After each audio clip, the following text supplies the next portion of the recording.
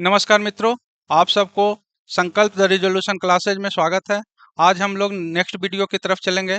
आज हम लोग लाए हैं जिसमें आधुनिक भारत में शिक्षा का विकास जो है अंग्रेजों के समय में होता है उस पर विशद चर्चा करेंगे। अपना ये जो सीरीज है इसमें पी वाई क्यू के माध्यम से जो है विवरणात्मक अध्ययन या व्याख्यात्मक अध्ययन करने का अपना नेचर रहा है। तो उसी तरीके से हम लोग चलते हैं प्रश्न पे। देखते हैं पहले प्रश्न की ओर। पहले थोड़ा सा इसकी भूमिका देख लेते हैं कि भारत में जो शिक्षा का विकास का उद्देश्य क्या था। अंग्रेजों के समय भारत में शिक्षा का विकास कोई लोक कल्याणकारी योजना के तहत नहीं था। पहले तो हमें जानना है कारण कि वो औपनिवेशिक सत्ता है। वो अपने सत्ता को स्थापित रखना और उसे बनाए रखने के उद्देश्य से ही भारत में शिक्षा का विकास करता है। हालांकि कुछ चीजें यदा कदा रहा है कि कुछ व्यक्तिगत लोगों का इंटरेस्ट भी रहा है, लेकिन हमें इसे जब विशद अध्ययन करते हैं तो परिणाम यह निकल के आता है कि शिक्षा का भी कुछ मूल उद्देश्य था। वो उद्देश्य क्या था? एक तो देखते हैं कि शिक्षा के प्रति उनके लाने के पीछे कारण था कि भारत में सस्ते जो हैं कर्मचारी मिल जाएं जो अंग्रेज हो। क्योंकि इंग्लैंड से या कंपनी से के लोग इंग्लैंड से लाने वाले जो कर्मचारी होते थे उनका भारत में मूल्य अधिक हो जाता था। तो ऐसे भी सी ग्रुप यानी क्लर्कियल जॉब के लिए ऐसे अपना कर्मचारी की जरूरत था जो अंग्रेजी नीति को जाने। तो इसके लिए ही भारत में एक शिक्षा का विकास होता है, एक कारण। दूसरा कारण महत्वपूर्ण है कि इंग्लैंड के कंपनी में यानी जो इंग्लैंड के कंपनी में विनिर्मित वस्तुएं हैं उनका बहुत बड़ा जो उपभोगकर्ता जो है वो तैयार भारत में हो जाए, यानी वहां के विनिर्मित वस्तुओं का भारत में अधिकतम निर्यात हो सके। तीसरा जो कारण था शिक्षा के विकास का, उसको माना जाता है कि जो अंग्रेजी शिक्षा से जो शिक्षित व्यक्ति होंगे वो क्या है कि जो अंग्रेजी सत्ता है उसकी वैधता प्रदान करेंगे। तो ये तीन चार कारण है जिसके कारण भारत में शिक्षा का विकास में महत्वपूर्ण योगदान देते हैं। हम लोग को ज्यादा समय न देते हुए आते हैं प्रश्न की ओर कि भारत में अंग्रेजों ने प्रथम मदरसा कहाँ स्थापित किया था।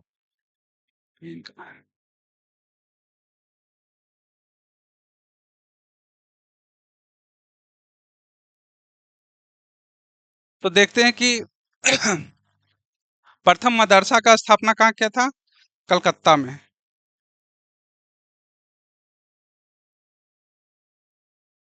कलकत्ता में प्रथम मदरसा की स्थापना करता है। अब ये जानते हैं कि प्रथम मदरसा की स्थापना कौन करते हैं, कहाँ होता है और कब होता है। तो 1781 ईस्वी में 1781 ईस्वी में कौन करता? Warren Hastings. वारेन हेस्टिंग्स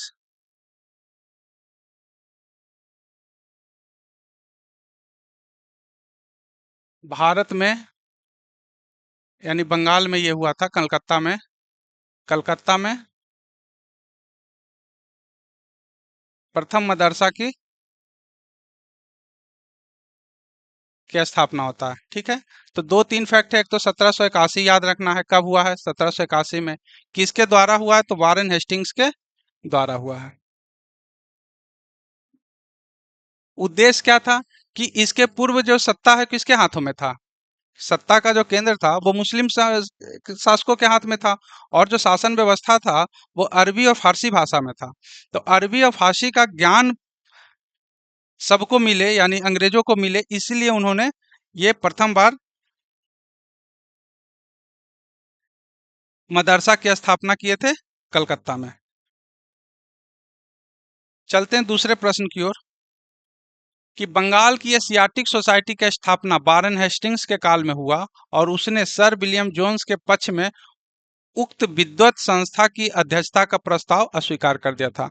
ये बिल्कुल सही है कि बेसिकली क्या था कि ये बनना वारेन हेस्टिंग्स के समय में ही था, लेकिन ये अपने इनसे वो बहुत ज्यादा प्रभावित थे विलियम जोन्स से। उनके ही विद्वत संस्था के अध्यक्षता के प्रस्ताव को अस्वीकार कर दिया था ताकि वो बने। ठीक है। वारेन हेस्टिंग्स स्वयं एक उद्भव विद्वान तथा प्राच्य विद्या का प्रखर समर्थक थे जो संस्कृत, फारसी और अरबी के अध्ययन को प्रोत्साहित करता था। यह भी बिल्कुल सही है या इसका आंसर ए है। कथन और कारण तो यहाँ पे जानते हैं कि सर विलियम जोन्स ने एशियाटिक सोसाइटी ऑफ बंगाल की स्थापना कब किया था? 1784 में। 1784 में एशियाटिक सोसाइटी ऑफ बंगाल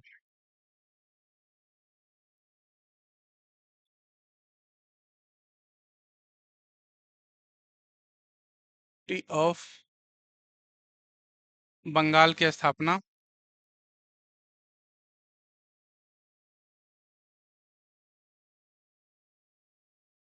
है ना, 1784 में एशियाटिक सोसाइटी ऑफ बंगाल की स्थापना सर विलियम जोन्स करते हैं।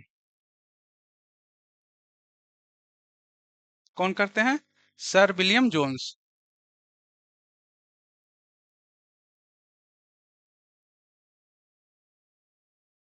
इसके अतिरिक्त हम लोग देख लेते हैं कि कई ऐसे प्रश्न आते रहे हैं जो Asiatic Society of Mumbai, royal Asiatic Society of London, उनके संस्थापक कौन रहे या किनके महत्वपूर्ण भूमिका से इस संस्था का स्थापना होता है, उसे भी हम लोग ध्यान रखते हैं। पीसीएस में पूछने का बहुत सारा ट्रेंड रहा है। अभी आप लोग ये बात जान लीजिए कि अभी जो बिहार दरोगा मेंस का पेपर हुआ है, उसमें भी क्वेश्चन कोई आसान नहीं रहा है। ठीक ठाक क्वेश्चन के रहे हैं वैल्यू। तो इसलिए आप लोग से निवेदन है कि गहनता से पढ़ें। और मेरे जो इस प्लेटफॉर्म से सीरीज लाने का एकमात्र उद्देश्य है कि सिर्फ आप लोग फैक्चुअल डिटेल्स के न रहकर थोड़ा सा व्याख्यात्मक भी अध्ययन करें, ताकि एग्जामिनेशन सेंटर पे आप लोग इसको आसानी से जब क्वेश्चन बियॉन्ड आता है तो आप सोल्व कर पाए। ठीक है ना? तो हम लोग थोड़ा सा बढ़ चढ़ के करेंगे। दूसरा है Asiatic Society of Mumbai.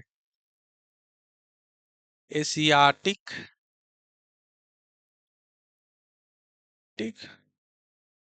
Society of Mumbai. पता नहीं क्या हो रहा। ऑफ मुंबई, बम्बई, सॉरी मुंबई तो बाद में हुआ, बम्बई। इसकी स्थापना होता 1804 में। कब होता? 1804 में। किनके नेतृत्व में होता है? तो इसमें रहते थे James Mackintosh. James Mackintosh, Mackintosh. ठीक है। तीसरा है Royal Asiatic Society of London. Royal Asiatic Society of London. ये हुआ 1823 में। और इसके हेनरी थॉमस, किसके नेतृत्व में? वो हेनरी थॉमस कुलब्रुक नाम था। कुलब्रुक। तो अब आपको समझ लिया है कि एशियाटिक सोसाइटी से संबंधित इससे ज्यादा प्रश्न पूछने वाले पीसीएस तक में नहीं है। ठीक है ना? आईएएस में भी इससे ज्यादा नहीं पूछेगा जब फैक्चुअल आता है तो। ठीक है ना? तो आप लोग देखिए, Asiatic Society of Bengal sir William Jones तमाम किताब में मिलता है। एशियाटिक सोसाइटी ऑफ बम्बई भी मिलता है कहीं कहीं 1804 में जेम्स मैंकिटोस के द्वारा। और royal Asiatic Society of London के जो स्थापना होता है 1823 में हेनरी थॉमस इनके द्वारा होता है। ये हेनरी थॉमस संस्कृत के विद्वान रहते हैं बहुत बड़े, तो इनके माध्यम से होता है। ठीक है ना? अब इसी में हम लोग पीछे आते हैं क्वेश्चन कि यहाँ पे कहा था प्राच्य विद्या। भारत में शिक्षा के विस्तार को लेकर के दो बातें चल रही थी। एक बात चल रहा था कि भारत में अंग्रेजी शिक्षा दिया जाए, यानी प्राच्य शिक्षा बनाम पाश्चात्य शिक्षा। प्राच्य शिक्षा का मतलब था कि भारतीय संस्कृति के ही बारे में शिक्षा दिया जाए।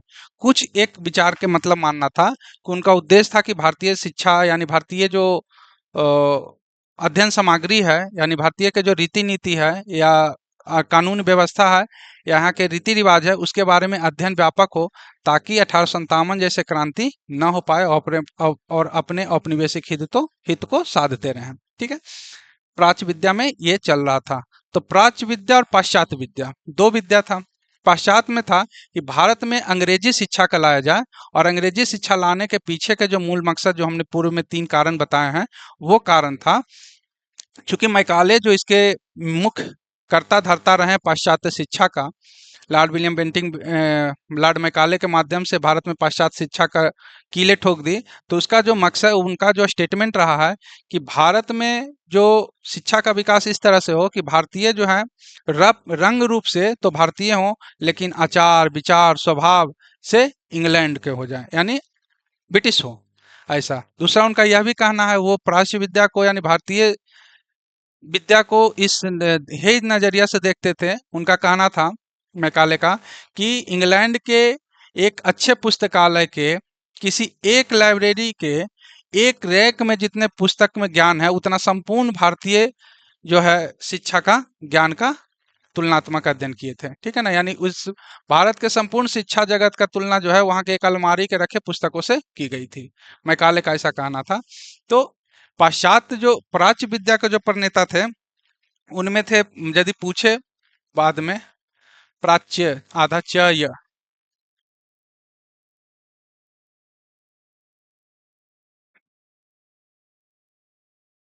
प्राच्य विद्या में कौन कौन थे इसके पूछेगा, मान लिया जाए तो ये थे प्रिंसेप और विल्सन, एच टी प्रिंसेप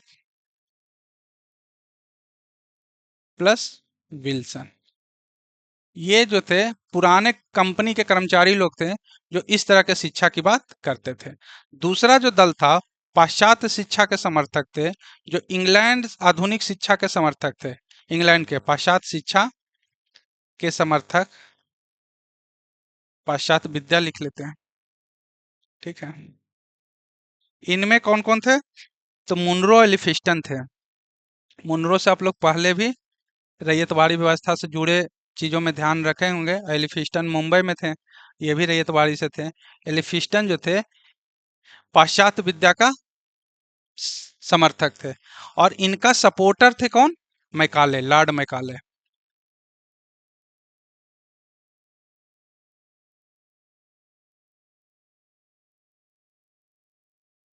यदि ये प्रश्न पूछता है कि विद्या में प्राच्य विद्या और पाश्चात्य विद्या के मध्य जो संघर्ष होता है उसमें कौन किसका नेतृत्व कर रहा था, जैसे हाल फिलहाल में यूपीएससी का एक पेपर हुआ था एपीएफओ का, तो उसमें इस तरह के क्वेश्चन आया था कि नो चेंजर्स और प्रो चेंजर्स के नाम को अरेंज करना। तो आपको यदि इस तरीके से क्वेश्चन आते हैं फैक्चुअल, तो आप इसे सोल्व कर जाएंगे अच्छे से। चलते हैं नेक्स्ट प्रश्न की ओर। ये याद रखिएगा। अब है कि हंटर कमीशन किससे संबंधित है। शिक्षा के कई आए हैं भारत में, शिक्षा के विकास के लिए कई कार्यक्रम हुए हैं। सबसे पहले 1813 के एक्ट के माध्यम से 1 लाख रुपए का भारतीय गवर्नर जनरल जो थे उनको ये दायित्व दिया गया था कि शिक्षा के विकास में 1 लाख रुपए तक के अपने बजट का उपयोग कर सकते हैं। उसके बाद ये प्रक्रिया धीरे धीरे बढ़ता है। उद्देश्य अपना पता ही दिए हैं, उद्देश्य ऑलमोस्ट वही रहता है। इसके बाद शिक्षा के विकास के कई चरण हैं, उनमें कई आयोग का गठन हुआ। क्योंकि प्रश्न वाइज है तो बहुत क्रमिक नहीं है, थोड़ा ऊपर नीचे है, ठीक है ना। ऐसे जैसे पढ़ते हैं हम लोग रेलवे कमीशन, उसके बाद पढ़ते हंटर कमीशन, फिर पढ़ते सैडलर कमीशन, तो उस तरीके से ना होके आगे पीछे होते हुए आएगा, ठीक है ना। चलते हैं प्रश्न की ओर कि हंटर कमीशन रिपोर्ट का विकास पर विशेष जोर दिया गया, किस शिक्षा के विकास पे। तो हंटर कमीशन जो है वो प्राथमिक शिक्षा पर सबसे ज्यादा बल दिया था, ठीक है ना। आप लोग ये बात ध्यान रखिएगा कि इसका मतलब ये नहीं कि माध्यमिक शिक्षा पे बल नहीं दिया या ध्यान नहीं दिया, ऐसा नहीं है। लेकिन सबसे अधिक किस पे दिया गया, तो वो है प्राथमिक शिक्षा, ठीक है। अब हम लोग थोड़ा बहुत हंटर अपना सेशन का ये खूबसूरती रहा है कि हम लोग जो है विवरण व्याख्यात्मक अध्ययन करते हैं, तो दो चार फैक्ट और भी जान लेते हैं, ठीक है। तो चलते हैं, हंटर कमीशन आया कब, तो 1882-83 का हंटर कमीशन है। पहले तो ये जान लीजिए, है ना। इसमें शिक्षा क्या था, प्राथमिक शिक्षा का प्राथमिक शिक्षा, उसका प्राथमिक शिक्षा जब भी होगा तो ज्यादातर चांस रहता है कि मातृभाषा में शिक्षा दे, क्योंकि इसमें स्वाभाविक विकास होता है। बच्चों को आप प्राथमिक प्रारंभिक शिक्षा देते हैं 6 तक 8 तक के शिक्षा, और वो यदि दूसरे भाषा में देते हैं तो उनका स्वाभाविक विकास नहीं हो पाता। तो जो शुरुआती चरण है कम से कम 14 वर्ष या कुछ समय तक के, उसमें मातृभाषा का योगदान रहना जरूरी है। तो इसलिए स्वाभाविक विकास हो तो मातृभाषा में शिक्षा देने के लिए किया गया था, ठीक है ना। हंटर कमीशन जो है वो लाया गया था कब, इस समय कौन थे गवर्नर जनरल, लॉर्ड रिपन। तो लॉर्ड रिपन के समय लाया गया था। लॉर्ड रिपन के समय वायसराय कौन था? Lord Ripon. तो लॉर्ड रिपन के समय 82-83 में हंटर कमीशन लाया गया था और इसका मूल उद्देश्य था प्राथमिक शिक्षा। चलते हैं नेक्स्ट। प्रथम भारतीय शिक्षा आयोग की नियुक्ति किसने और किस वर्ष की? अभी हंटर कमीशन हम लोग बात कर रहे थे, तो प्रथम भारतीय शिक्षा आयोग की नियुक्ति उसी हंटर कमीशन के माध्यम से हुआ था और ये लॉर्ड रिपन के वर्ष में 1882 ईस्वी में था। ठीक है, हम लोग यहाँ तक चल चुके हैं।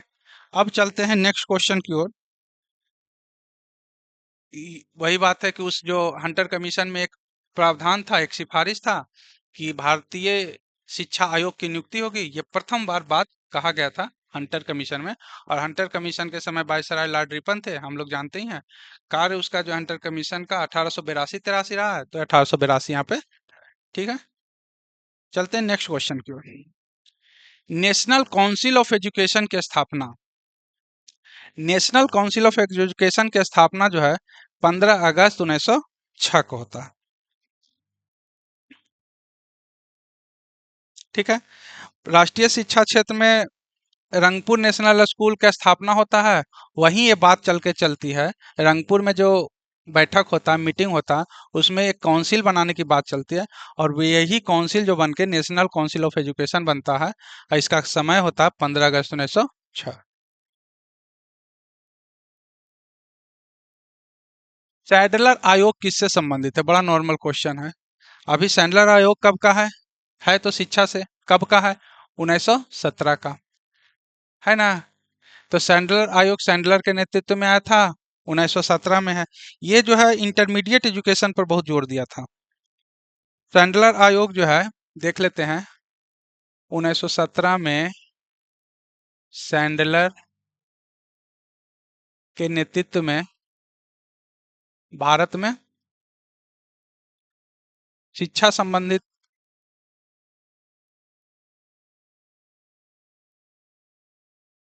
कार्यों के विश्लेषण के लिए गठन हुआ था।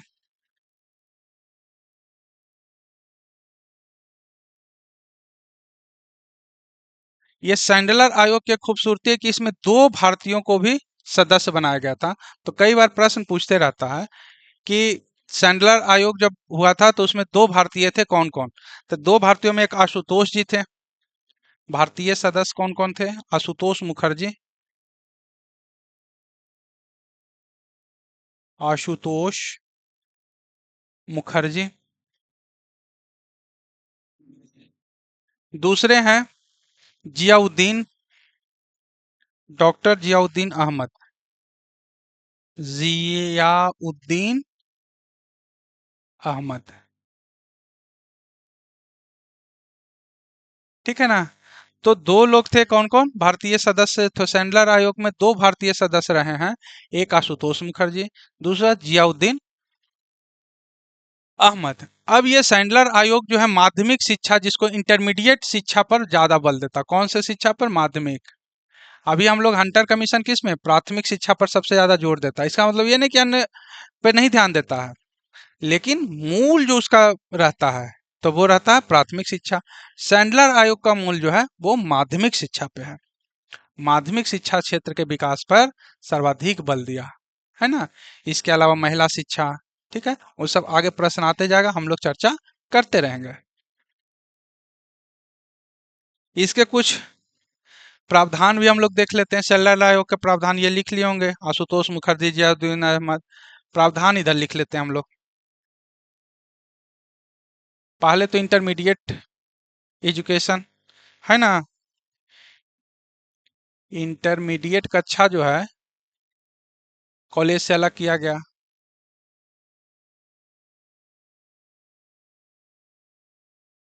का अलग प्रावधान हुआ।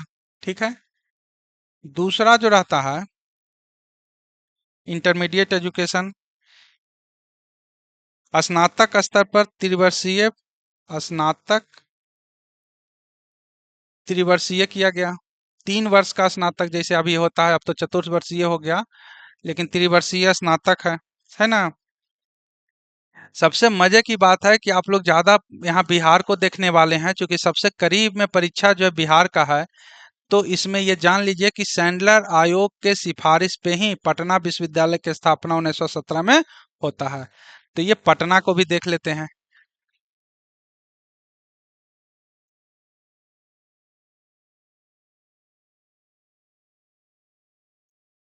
कुछ सैंडलर आयोग के सिफारिश पर कुछ विश्वविद्यालय का गठन होता है, उसमें हम कुछ विश्वविद्यालय को ध्यान में रखते हैं।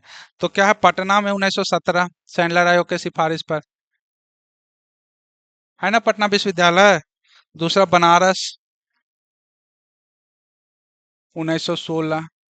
इस सब का स्थापना सैंडलर आयोग के रिपोर्ट पर ही होता है विश्वविद्यालय का।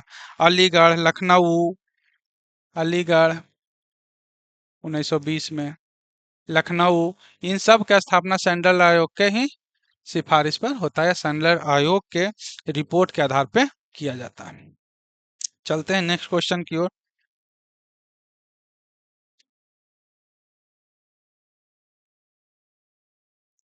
1902 में लॉर्ड कर्जन ने दो भारतीय सदस्यों को सम्मिलित करते हुए एक विश्वविद्यालय आयोग गठन किया था।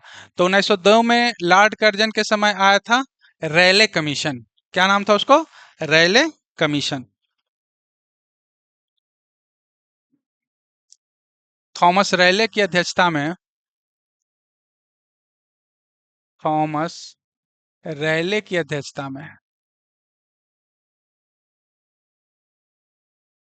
1902 में आया था, है ना।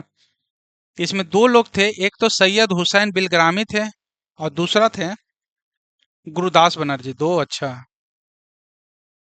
और एक थे गुरुदास बनर्जी। ये क्या किया है,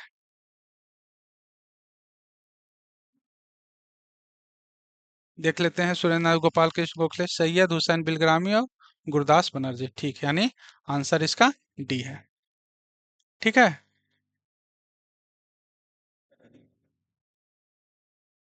इसी जो रैले आयोग जो बना था, अध्यक्षता में जो आयोग बना था, कमीशन बना था, तो रैले कमीशन के ही सिफारिश पे, सुझाव पे विश्वविद्यालय अधिनियम 1904,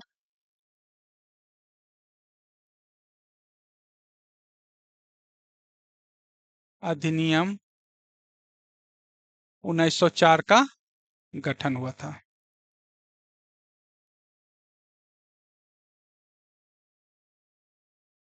ठीक है ना।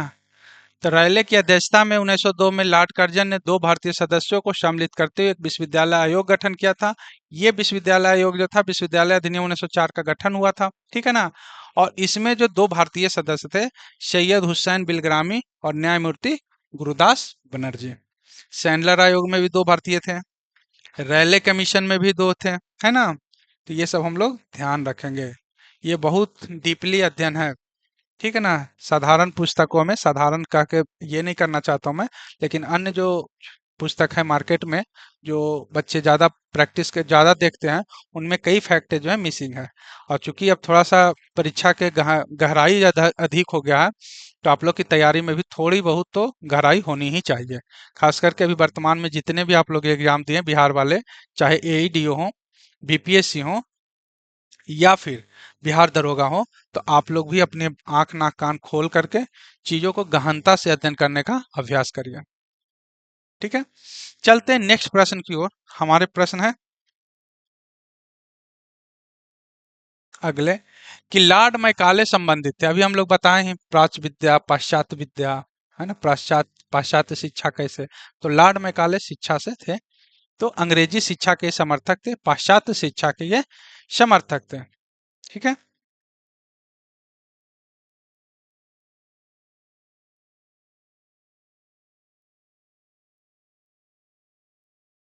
कहा जाता है कि 1835 के मैकाले पत्र द्वारा,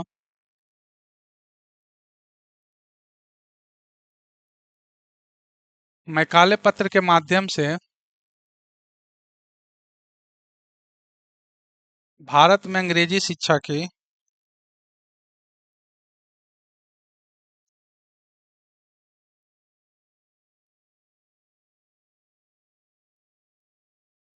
मान्यता मिले। मान्यता मिले माने जो है गवर्नमेंटल यानी वैधानिक रूप से 1835 के मैकाले का जो स्मरण पत्र है, उसी के माध्यम से भारत में अधिकृत अंग्रेजी शिक्षा को मान्यता प्राप्त हो गया। तो शिक्षा से संबंधित है लॉर्ड मैकाले 1835 के। ठीक है, चलते हैं हम लोग नेक्स्ट प्रश्न की ओर। और अगले क्वेश्चन है कि भारत के औपनिवेशिक काल में अधोमुखी निस्यंदन सिद्धांत किस क्षेत्र से संबंधित था? अधोमुखी निस्यंदन सिद्धांत मतलब है डाउनवर्ड फिल्ट्रेशन। ठीक है ना, इसमें यह ध्यान रखा गया था कि समाज के उच्च वर्गों को लेकर के यानी कोई खास वर्ग को शिक्षित कर दिया जाए, तो वो बाद में चल के धीरे धीरे वो शिक्षा का स्तर नीचे तक चला जाएगा। यानी टॉप को शिक्षित कर दो, फिर वो मध्यम वर्ग के लोगों मध्यम लोगों को करेंगे, फिर उससे नीचे शिक्षा का विकास होगा। उसको कहते हैं अधोमुखी निस्यंदन थ्योरी, यानी डाउनवर्ड फिल्ट्रेशन, माने छन छन के शिक्षा का नीचे तक विकास होगा। अंग्रेजों का मानना था कि शिक्षा हम कुछ लोग को देंगे, है ना, संपूर्ण, चूंकि उनका लोक कल्याणकारी भावना से भारत में शिक्षा का विकास हो नहीं रहा है। शिक्षा का विकास का आधार था उनका अपना हित, है ना, कोई इंटरनेशनल प्रेशर भी रहा है, लेकिन मूलतः उनका अपना हित था शिक्षा। तो शिक्षा में उनको इतना लागत नहीं खर्च करना था ना, उनको कम लागत में अधिकतम प्रोडक्ट यानी अधिकतम लाभ कमाना था, है ना। तो कम लागत में कैसे करें कि टॉप के कुछ लोगों को शिक्षित कर देंगे, फिर वो अपने नीचे ऐसे करके शिक्षा का विकास होते रहेगा। इसी थ्योरी को कहते हैं डाउनवर्ड फिल्ट्रेशन थ्योरी, अधोमुखी निस्यंदन थ्योरी। जब ये इतिहास के प्रश्न में आता है तो इसका मतलब होता है कि ये शिक्षा से संबंधित है। ये जो है ऑकलैंड के समय जो है,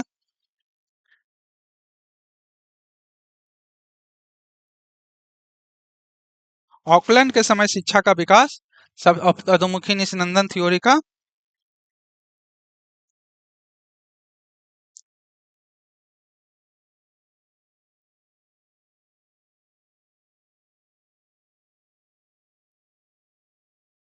ठीक है ना, लॉर्ड ऑकलैंड के द्वारा ये सबसे ज्यादा भारत में विस्तार किया गया है। या पूछे क्वेश्चन में कि अधोमुखी निस्यंदन थ्योरी किससे संबंधित है, तो लॉर्ड ऑकलैंड का विशेष योगदान रहा है।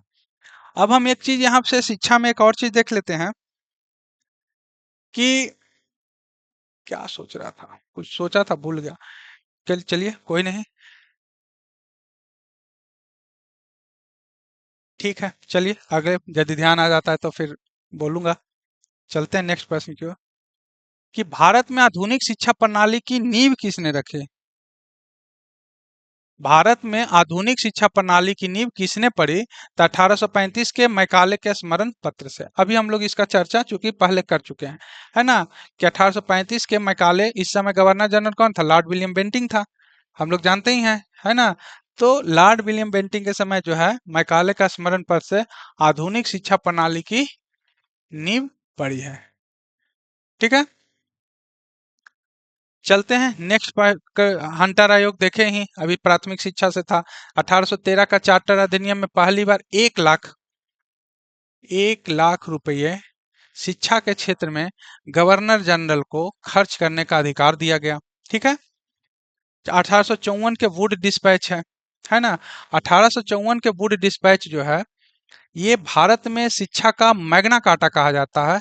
इसमें जो है अ- जब 1854 के वुड डिस्पैच आता है ना, तो ऐसा माना जाता है कि अधोमुखी निस्यंदन सिद्धांत जो शिक्षा से संबंधित थे, जो लॉर्ड ऑकलैंड के समय सर्वाधिक उसमें योगदान रहा, तो लॉर्ड ऑकलैंड की उपज थी, वो इस समय वुड डिस्पैच आने के बाद अधोमुखी निस्यंदन थ्योरी कमजोर हो जाता है। ठीक है, अपना महत्व क्षीण हो जाता है, खो देता है। ठीक है, चलते हैं नेक्स्ट प्रश्न पर। अभी कौन था भाई? हाँ, किसके सतत प्रयास से बंबई में प्रथम महिला विश्वविद्यालय की स्थापना होता है? प्रथम महिला विश्वविद्यालय की स्थापना होता है डीके कर्वे। ये बात क्वेश्चन बड़ा ध्यान में रखिएगा कि पूछे बंबई में प्रथम महिला, महिला को लेकर के शिक्षा उस समय, जब आज शिक्षा के महिलाओं की स्थिति, शिक्षा में महिलाओं की स्थिति इतना कमजोर है, खास करके बिहार में, यूपी में। बिहार तो सबसे नीचे है, लेकिन बिहार यूपी का मुंह बस भाई भाई ही हैं सब लोग। तो जब महिला वर्तमान संदर्भ में जब हम लोग इतने आधुनिक युग में जी रहे हैं, तब महिलाओं को शिक्षा संबंधित पर्याप्त सुविधाएं नहीं है, पर्याप्त उनके पास अवसर नहीं मिल रहा है, या वो उनके किसी भी कारणवश शिक्षा से वंचित रह जा रहा है, तो उस समय शिक्षा की बात करना कितनी बड़ी बात थी। तो पहली बार महिला शिक्षा के लेकर के बातचीत जो हुआ है, वो 1854 के वुड डिस्पैच में हुआ है। ठीक है ना? तो और उनके लिए स्पेशल कारण कि आज भी महिलाओं को इस बात की हालांकि अब कम है, लेकिन इक्का दुक्का ही मिलता है, लेकिन महिलाएं कई जगह असहज भी हो जाती हैं। लेकिन उस समय जब घर वाले लोग बाहर पढ़ाई के लिए भेजें, और वैसी परिस्थिति में महिलाओं के लिए सीधी सी बात है, कोएड स्कूल में नहीं जाना चाहते होंगे, या तमाम तरह के चीजें समस्याएं फेस करती होगी, सामाजिक उतना खुलापन नहीं था। तो उसके लिए अलग से शिक्षा के लिए विश्वविद्यालय, महिला के लिए विश्वविद्यालय खोला जाना बम्बई में, तो उनका प्रयास रहा था ढोंडी केशव कर्वे का। इनका नाम था ढोंडी केशव कर्वे, पूरा नाम।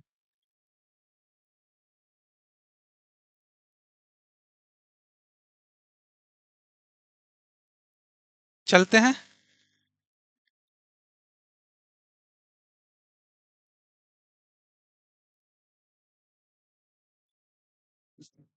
नेक्स्ट क्वेश्चन की ओर।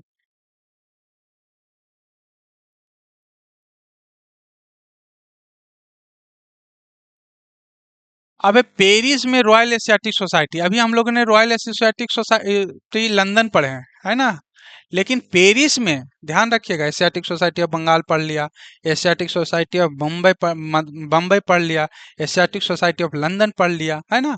अब एशियाटिक सोसाइटी की सदस्यता प्रदान किया गया पेरिस में, ये ध्यान रखिएगा, क्योंकि कई बार यहाँ से बदल देगा क्वेश्चन, कई बार कुछ और कर देगा। तो वो थे माइकल मसूदन दत्त। ठीक है ना? तो माइकल मसूदन दस्त को पेरिस की रॉयल एशियाटिक सोसाइटी की सदस्यता प्रदान की गई थी। चलते हैं नेक्स्ट प्रश्न की ओर, कि निम्नलिखित अंग्रेजों में से कौन था जिसने सर्वप्रथम भगवत गीता का अंग्रेजी में अनुवाद किया था? चार्ल्स बिल्किंस जो थे, भगवत गीता का अंग्रेजी में अनुवाद किए थे। ठीक है ना?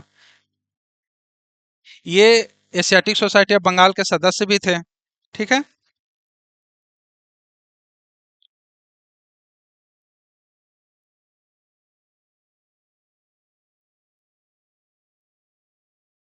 भगवत गीता।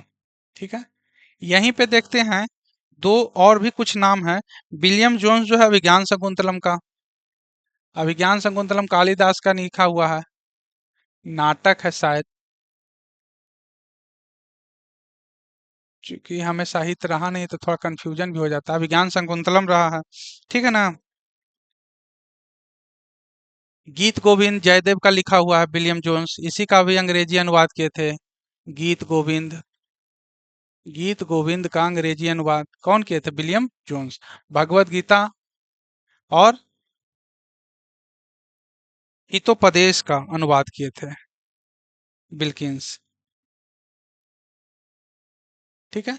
दो पुस्तक था, जो एक भगवत गीता हितोपदेश का चार्ल्स बिल्किंस, और अभिज्ञान शकुंतलम और गीत गोविंद, ये अभिज्ञान शकुंतलम के लेखक कौन है? कालिदास। गीत गोविंद के जयदेव। ठीक है ना? तो ये सब भी आगे आएगा इसे, लेकिन मोटे तौर पे एक बार ध्यान दिला देते हैं।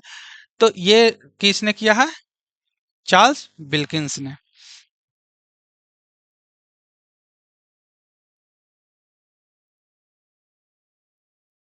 चलते हैं नेक्स्ट प्रश्न की ओर, कि ब्रिटिश सरकार के किस अधिनियम ने सबसे पहली बार भारत में शिक्षा के लिए 1 लाख रुपए दिए थे? ठीक ना? 1 लाख रुपए दिए थे।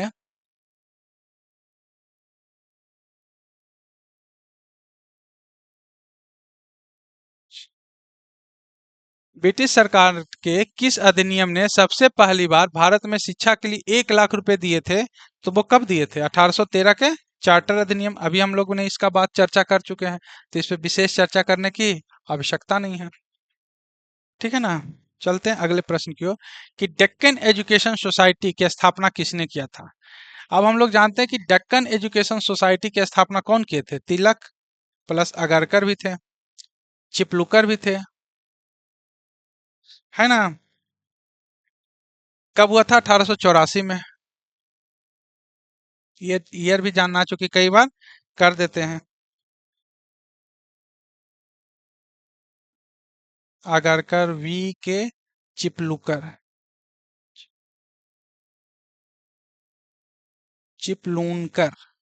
तो कौन कौन थे? आगरकर, चिपलूनकर और बीजी तिलक ने किया था। इनका दक्कन एजुकेशन सोसाइटी जो है 1884 में हुआ है। इसका उद्देश्य था कि अंग्रेजी शिक्षा जो अंग्रेजों के द्वारा दिया जा रहा था उसका विरोध करना था। ये कह रहे थे कि मैं शिक्षा दूंगा और शिक्षा अंग्रेजी में ही सरल होगा, सरल और सस्ता होगा, और उस अंग्रेजी शिक्षा के माध्यम से अपने राष्ट्रवादी विचारों को लोगों को पहुंचाने के लिए इन्होंने दक्कन एजुकेशन सोसाइटी की स्थापना किया था। कब किया था? 1884 में। चलते हैं अगले प्रश्न की ओर। वुड डिस्पैच कौन सा सत्य है? ठीक है ना। वुड डिस्पैच 1854 में वुड डिस्पैच आता है। 1854 इसको आधुनिक शिक्षा का मैग्ना कार्टा कहा जाता है। मैग्ना कार्टा मतलब रोल मॉडल, है ना, जिसने व्यवस्था में एक नए आयाम जोड़े हैं। तो रोल मॉडल कैसे हो सकता है? तो पहला है तो कि इसमें निजी क्षेत्र के शिक्षा के लिए अनुदान की व्यवस्था की गई थी। दूसरा है विश्वविद्यालय की स्थापना की सिफारिश की गई थी। लंदन के विश्वविद्यालय के तर्ज पे भारत में बम्बई, कलकत्ता और मद्रास में विश्वविद्यालय की स्थापना की गई थी। तो दूसरा भी सही है। तीसरा कि शिक्षा के सभी स्तरों पर शिक्षा माध्यम के रूप में अंग्रेजी की सिफारिश की गई थी। शिक्षा के माध्यम में अंग्रेजी की सिफारिश तो की गई थी, लेकिन सभी स्तर पर नहीं। प्राथमिक जो शिक्षा था उसमें ध्यान रखा गया था कि प्राथमिक शिक्षा को मातृभाषा में ही दिया जाए। तो इसलिए 3 नंबर जो है गलत है। अब आंसर है 1 और 2। 1 और 2 कहाँ है भैया? ए नंबर में। आंसर तो ये है। अब इसको 1854 के वुड डिस्पैच को मैग्ना कार्टा कहा जाता है। आधुनिक शिक्षा का मैग्ना कार्टा, पहला पॉइंट। ये सब अतिरिक्त है जो आपको ध्यान में रखना है, और बहुत नहीं है। इससे ज्यादा प्रश्न आएंगे भी नहीं। आप इसको बार बार लिखिए, वीडियो को 2 बार 4 बार सुनिए, ईयरबड लगा लीजिए, ईयरफोन लगा लीजिए, घूमिए जाइए शाम को इधर मार्केट में या कहीं भी, तो उसे ईयरफोन में लगाए हुए रनिंग के लिए जाइए, एक्सरसाइज के लिए जाइए। 4 बार 5 बार सुनिए। एक बार सुनिए तो अपने नोटबुक में जरूर लिखिए।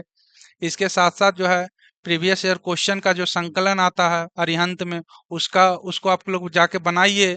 देखिए उसमें कितना प्रॉब्लम सोल्व होता है ना। मार्केट में भी यदि सेट कोई मिलता है उसको भी बना जाइए। उससे क्या तो स्पीड आएगा, दूसरे रिकॉल कैपेसिटी बढ़ेगी आपका, है ना। तो ये सब आपको करना होगा।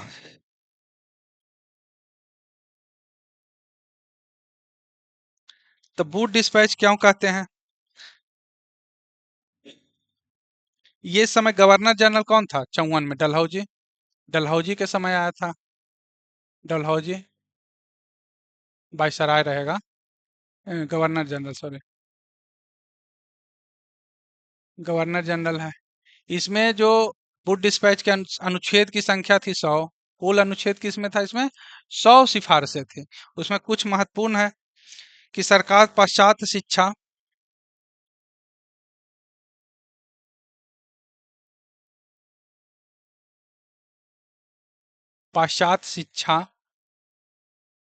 कला, दर्शन, विज्ञान, है ना, और साहित्य का प्रसार करे।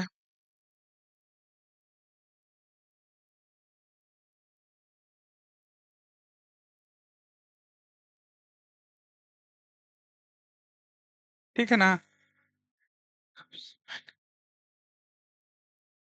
दूसरा पॉइंट है, चलते हैं इसमें ज्यादातर हम लोग कर लेते हैं 1854 के वुड डिस्पैच। वुड डिस्पैच इस समय डलहौजी है। आधुनिक शिक्षा का मैग्ना कार्टा है ना। आधुनिक शिक्षा का मैग्ना कार्टा बनाए ही रोल मॉडल, जैसे युवाओं का रोल मॉडल है सलमान खान, है ना। मैग्ना कार्टा पूछेगा, आधुनिक शिक्षा का मैग्ना कार्टा कौन है? तो कौन है भाई? 1854 के वुड डिस्पैच रोल मॉडल क्या है? शिक्षा में पहली बार जोर दिया जा रहा है 1854 के वुड डिस्पैच में, महिला शिक्षा पे, है ना। 100 अनुच्छेद है इसमें प्रावधान में, तो लीक हो जा रहा है। दूसरा, पाश्चात्य शिक्षा पर बल दिया गया। पाश्चात्य शिक्षा में क्या है? कला, दर्शन, विज्ञान, दर्शन, विज्ञान,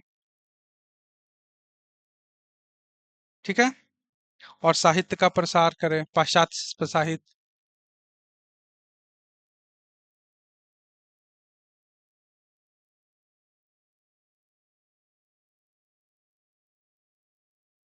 ठीक है,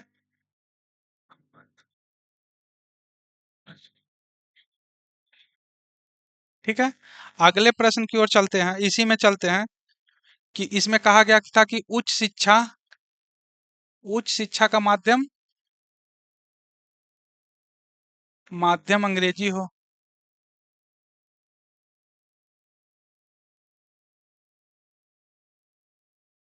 ठीक है ना। लेकिन प्राथमिक शिक्षाएं जो है, प्राथमिक शिक्षा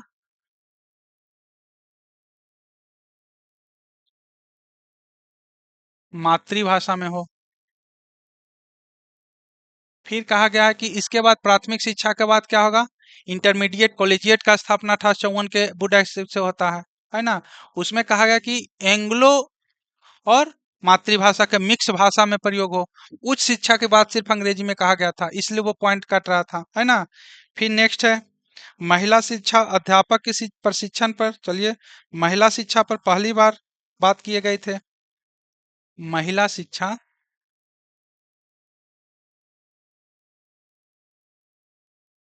पहली बार बात की गई थी,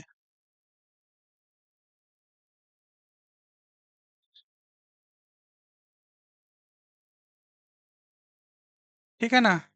महिला शिक्षा को लेकर के हुआ था। महिला शिक्षा के बाद हंटर कमीशन और सैंडलर आयोग में हुआ था, लेकिन पहली बार जब बात पूछे तो वो वुड डिस्पैच में, ठीक है। महिला शिक्षा की बात जो है, यदि ऑप्शन में आ जाए कि महिला शिक्षा से किस पर बात हुआ था, तो इधर ये बना देते हैं अलग।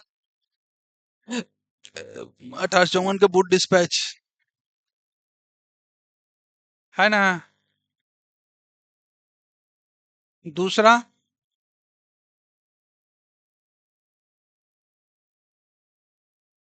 दूसरा कब है?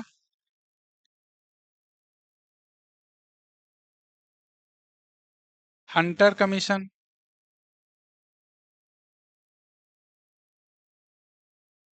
तीसरा कब है? वो है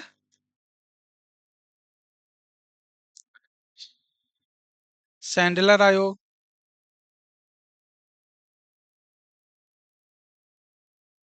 आयोग या कमीशन एक ही चीज है, जैसे संघ लोक सेवा आयोग या यूनियन पब्लिक सर्विस कमीशन, ठीक है। तो इसमें महिला शिक्षा को लेकर के तमाम बातें यहाँ भी हुई है, लेकिन पहली बार जब पूछेगा महिला शिक्षा तो ये था।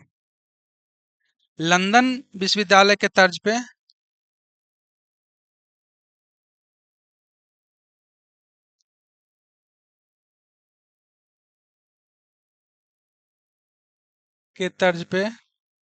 आप लोग सुन के लिखिएगा, थोड़ा मिस्टेक हो रहा है, कारण कि पता नहीं अपडेट नहीं, इसलिए उड़ जा रहा है। कलकत्ता, बम्बई और मद्रास में विश्वविद्यालय की स्थापना। मद्रास में विश्वविद्यालय की स्थापना।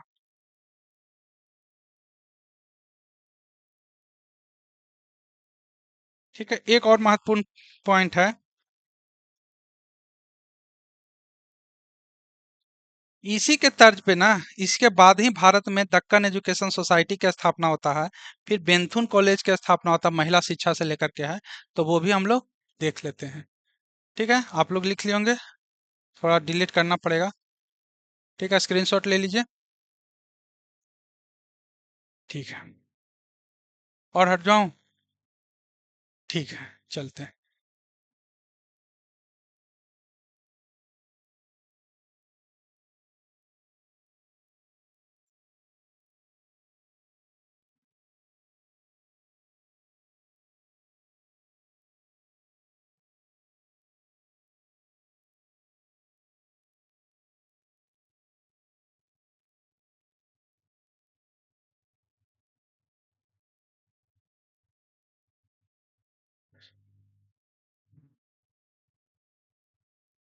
ठीक है।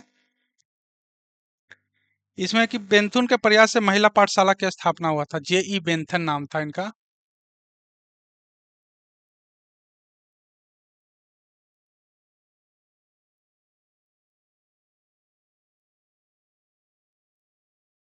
के प्रयास से महिला स्कूल,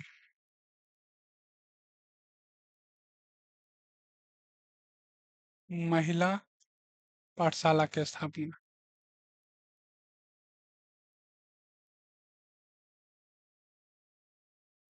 ठीक है। दूसरा जो बिंदु है कि दक्कन एजुकेशन सोसाइटी की स्थापना 1884 में होता है, उसमें भी इस वुड डिस्पैच से ही प्रभावित था। इसके बाद भारत में दक्कन एजुकेशन सोसाइटी, दक्कन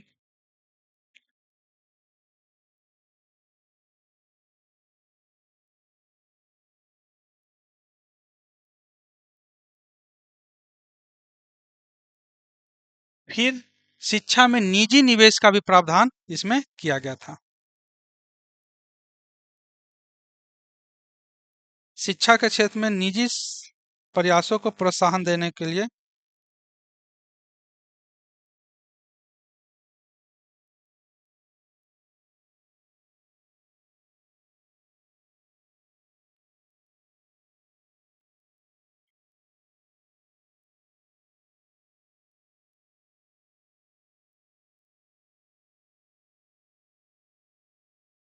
अब समझ रहे हैं कि 1854 के वुड डिस्पैच को क्यों कह रहे हैं मैग्ना कार्टा, आधुनिक शिक्षा का? क्योंकि इसमें प्रावधान जो था वो रोल मॉडल बना, बाद के जितने भी आयोग का गठन हुआ उसमें इन चीजों को ध्यान में रखा गया। ठीक है। और कुछ सुधारात्मक किया गया, है ना। चलते हैं नेक्स्ट प्रश्न की ओर हम लोग, कि Mohammedan Anglo Oriental College Aligarh की स्थापना किस वर्ष हुई? तो ये हुआ 1875 में। किनके माध्यम से हुआ, ये कौन सहयोग रहे? सर सैयद अहमद खान।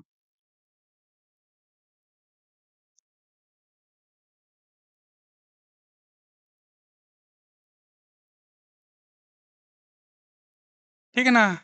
सर सैयद अहमद खान के नेतृत्व में मोहम्मद एंग्लो ओरिएंटल कॉलेज की स्थापना की गई है।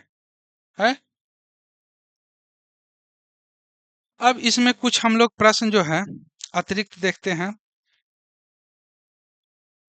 ये जो एंग्लो ओरिएंटल कॉलेज है, इसी को बाद में 1920 के बाद से इसका नाम रख दिया गया अलीगढ़ मुस्लिम यूनिवर्सिटी।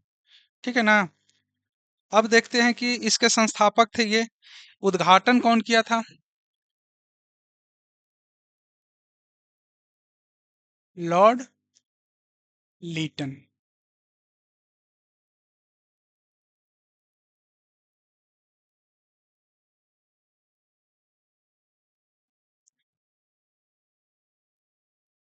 इस कॉलेज के प्रथम प्रिंसिपल कौन थे? इस कॉलेज के प्रथम प्रिंसिपल थियोडोर बेक।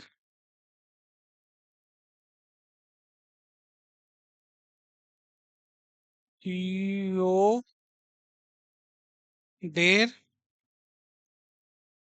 बैक। ठीक है। दूसरा चीज जान लेते हैं कि उस समय के गवर्नर जनरल जो था उत्तर प्रदेश के, यूपी के गवर्नर जनरल मयूर, गवर्नर कौन थे? विलियम मयूर।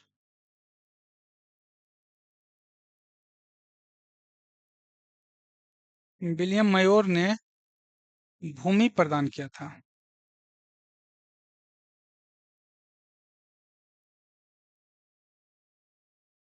तो हम लोग जानने में बड़ा मजा आएगा कि Mohammad Anglo Oriental College Aligarh की स्थापना जो है सर सैयद अहमद खान के नेतृत्व में किया गया था।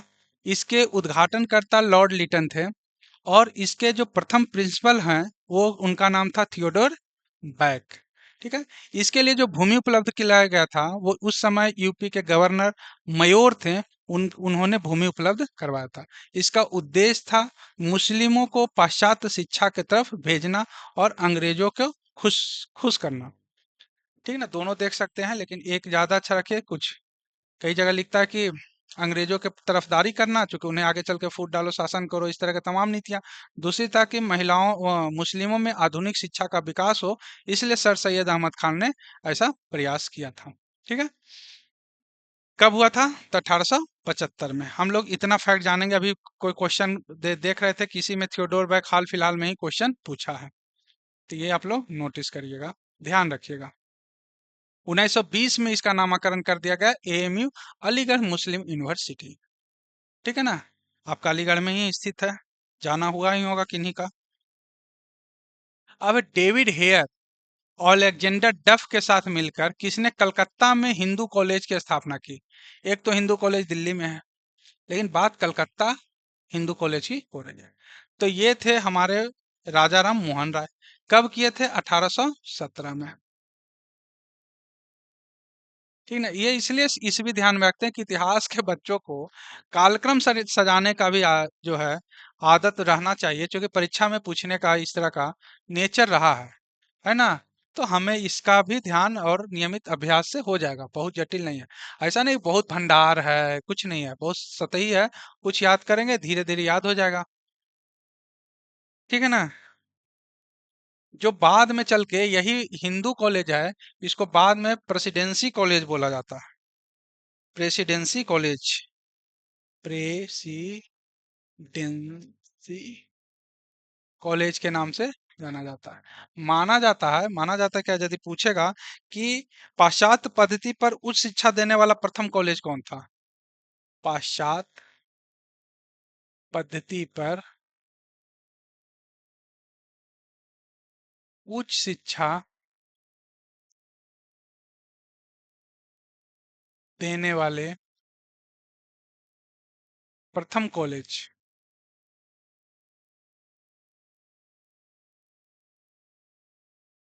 तो यही है, कौन सा? कलकत्ता हिंदू कॉलेज। कलकत्ता में स्थित हिंदू कॉलेज, जिसको प्रेसिडेंसी कॉलेज में वर्तमान में जाना जाता है। ठीक है ना, चलते हैं नेक्स्ट क्वेश्चन की ओर हम लोग।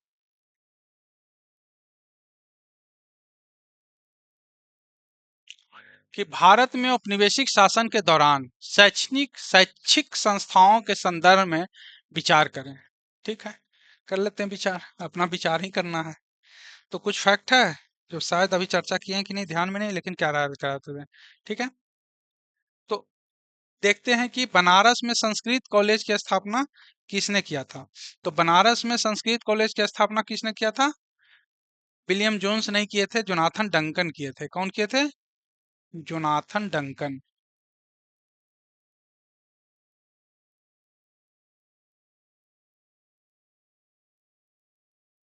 ठीक है ना, कब किए थे? 1792 में। उद्देश्य था कौन सी? कि सीधी सी बात है, संस्कृत कॉलेज है, हिंदू रीति रिवाज धर्म ग्रंथ ये सब का अध्ययन करना या प्रसार प्रसार करना, इस तरह करा था। कलकत्ता में मदरसा की स्थापना हुआ है वारेन हेस्टिंग्स के समय, 1781 में। 1781 में वारेन हेस्टिंग्स के समय कलकत्ता में मदरसा की स्थापना हुआ था। इसमें मुस्लिम विधि विधानों को अरबी फारसी ज्ञान भाषा का ज्ञान के लिए किया गया था। ठीक है, तीसरा fort William college. Fort William college का जो स्थापना हुआ है, एक तो देख लेते हैं आंसर, एक और दो है। एक दो तीन किसी में नहीं है, एक गलत है, दो तीन तो है नहीं, तो केवल आंसर होगा इसका दो। ठीक है, लेकिन फोर्ट विलियम कॉलेज की स्थापना ऑथर ब्लेजली नहीं किया था। इनका नाम था लॉर्ड ब्लेजली या लॉर्ड रिचर्ड कोले ब्लेजली। लॉर्ड रिचर्ड कोले ब्लेजली।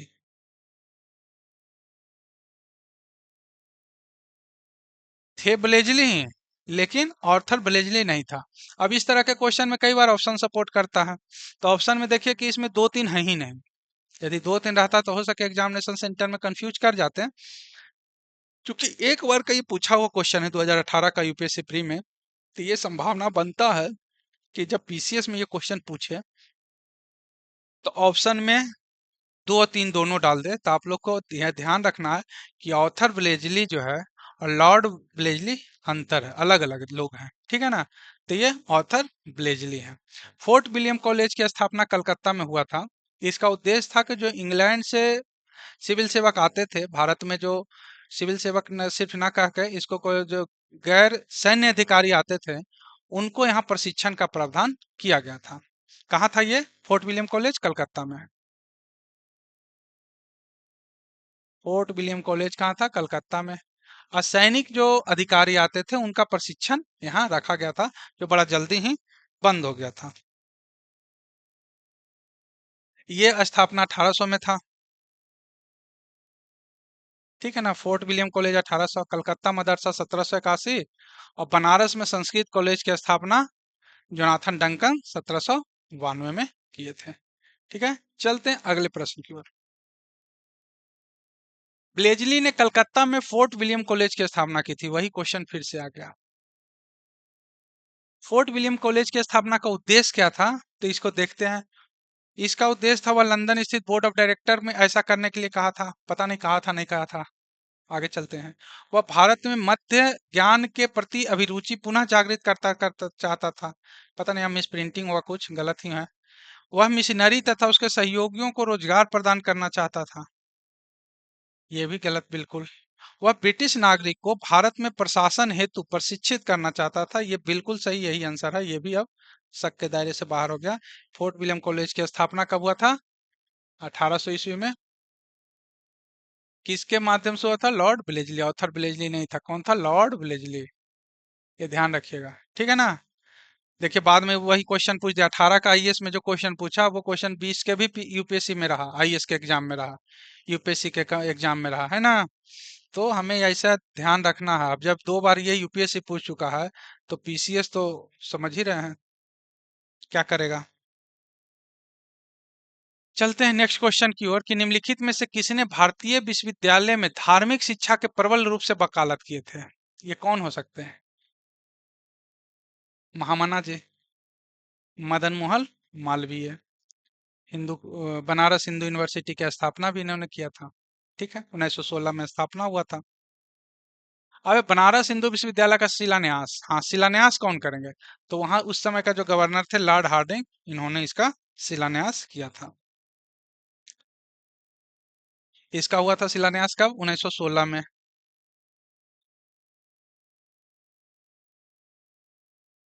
4 फरवरी लिख दें, ऐसे कोई जरूरी नहीं है। 1916 में हुआ है। तात्कालिक वायसराय थे लॉर्ड।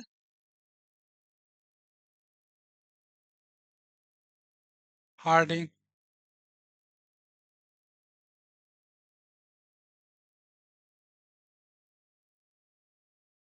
अब चलते हैं हम लोग, चलिए, शिक्षा से संबंधित जो ऑलमोस्ट प्रश्न है वो हम लोगों ने पीवाईक्यू के माध्यम से सोल्व कर लिया। मार्केट में इसके अतिरिक्त यदि कुछ क्वेश्चन पूछता है तो हम उसे विविध के रूप में आप लोगों से अवगत करा देते हैं, जो बहुत कम चांस है कि पूछे खास करके। लेकिन मान लिया जाए कि एग्जाम का जिस तरीके से दायरा बढ़ रहा है, एग्जाम में जिस तरीके से क्वेश्चन जो है थोड़ा बढ़ चढ़ के पूछने की प्रवृत्ति बढ़ी है, क्योंकि कंपटीशन धीरे धीरे बढ़ रहा है। तो मेरा एक प्रयास है कि जो कुछ प्रश्न पूछने की संभावना है कि इस तरह के ये किससे जुड़े हुए हैं, किससे जुड़े हैं, तो 2 4 10 आपको रूबरू करवा देते हैं, ठीक है। तो हम लोग आते हैं, शिक्षा से संबंधित कुछ आयोग है जिसे हम लोग कम पुस्तकों में देखते हैं।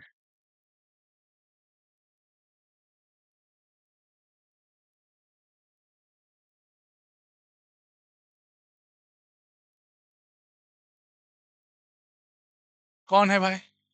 तो एक तो आप लोग जाने ही, रैले कमीशन, 1854 का बूट डिस्पैच, 1902 का रैले आयोग या रैले कमीशन, फिर आपको 1882 के हंटर कमीशन, सैडलर आयोग, वर्धा आयोग के बारे में हम लोग नहीं सुने, ये गांधी जी का योगदान था इसमें, है ना।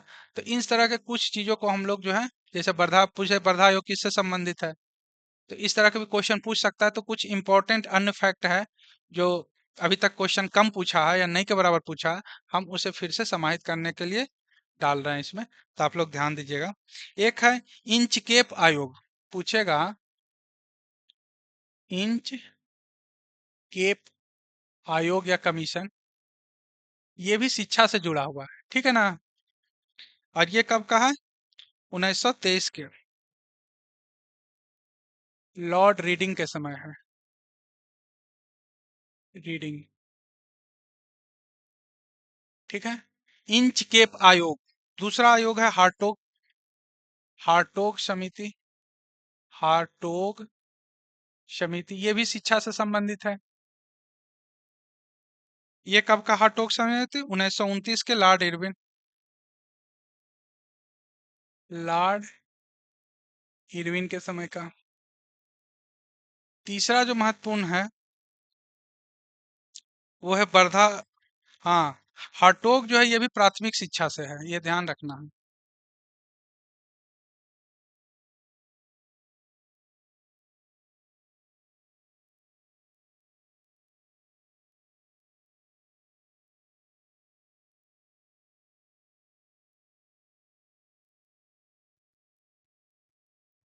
लिंडसे आयोग, लिंडसे आयोग ये प्रौढ़ शिक्षा से संबंधित है। किससे? प्रौढ़ शिक्षा। ये कब का है? 1929 के।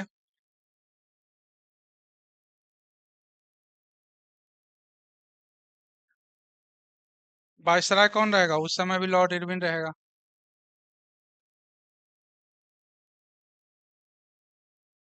ठीक है ना। इसके बाद है चौथे प्रश्न की ओर आ रहे हैं। चौथा आयोग जो है वर्धा योजना, ये गांधी जी का योगदान रहा है और इसमें बुनियादी शिक्षा से रिलेटेड रहा है।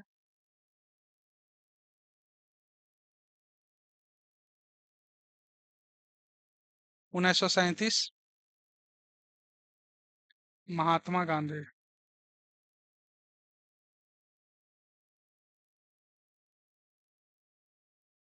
ठीक है।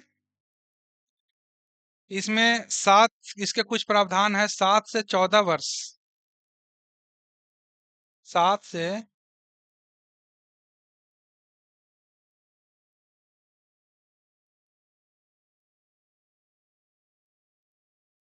7 से 14 वर्ष के बच्चों को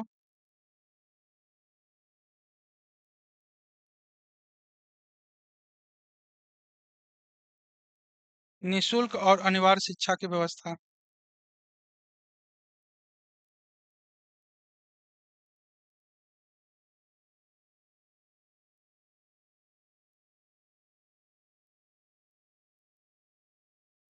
इसके बाद है सार्जेंट आयोग, लॉर्ड वेवल के समय।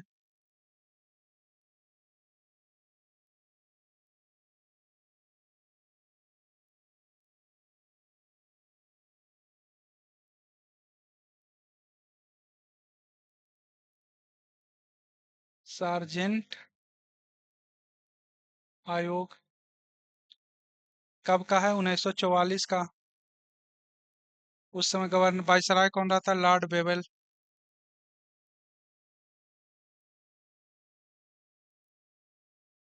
ये 6 से 11 वर्ष के बच्चों को लिए,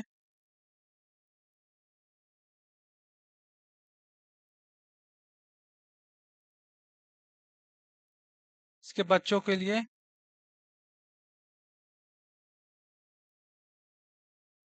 निशुल्क शिक्षा का प्रावधान है।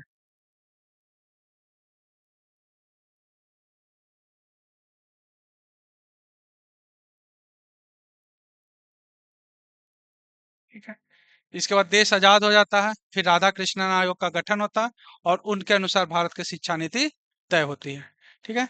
इस तरह से हम लोग देखते हैं कि अपना जो शिक्षा संबंधित जितने भी प्रश्न आएंगे भविष्य में, उससे जितने भी प्रश्न बन सकते हैं, उनके जो व्याख्यात्मक अध्ययन है यहाँ कर दिया गया है। आप लोग से बस एक निवेदन है, आप लोग जाइए, इसे अच्छे से वीडियो को देखिए, याद करिए, एक बार नोट डाउन करिए, उसको 2-4 बार कान में लगा के आप कहीं इधर उधर घूमते फिरते भर में भी इसे सुनिए।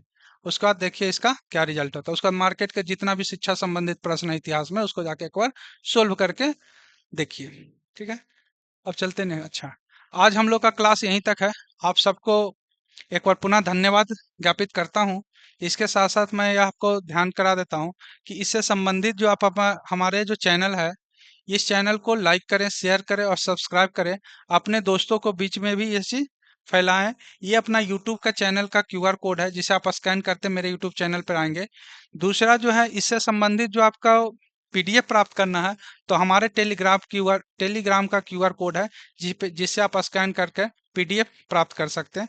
इसके अतिरिक्त इस चैनल के माध्यम से वर्तमान में जित जो परीक्षा बिहार का होने वाला है, खास करके उसे ध्यान में रख के कुछ योजना बनाई गई है, जिसमें करेंट अफेयर से संबंधित प्रश्न, जो प्रतियोगिता दर्पण जैसे चीज़ें से जो इतने भी बिंदु हैं, उसको रखने का इस चैनल में प्रयास किया गया है। बिहार स्पेशल के टॉपिक को भी ध्यान में रखा गया है। बिहार स्पेशल टॉपिक्स भी अपने कुछ न कुछ है।